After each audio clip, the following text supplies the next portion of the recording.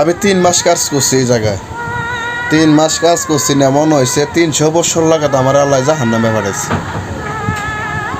মানে এইখানে কাজ করার এতটুকু কষ্ট, জাহান্নামেও কি এত কষ্ট আছে কিনা আমার জানার মতো নাই।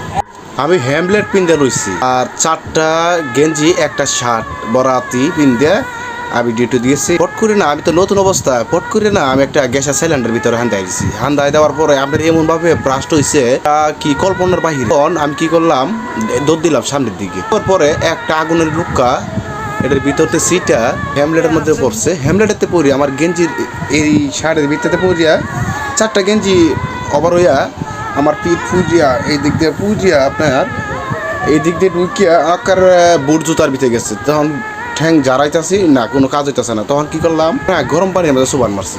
পরে না মানে নিয়ন্ত্রণ আইছে। তারপরে দেখলাম যে হ্যান দিয়ে গেছে, আমার কাছে মনে হয়েছে যে একটা ড্রেন করে, ঠিক সেরকমই একটা ড্রেন হয়ে গেছে আমার যেখান থেকে গেছে। এই আগুনটা এত ভয়ঙ্কর, এই আগুনটা।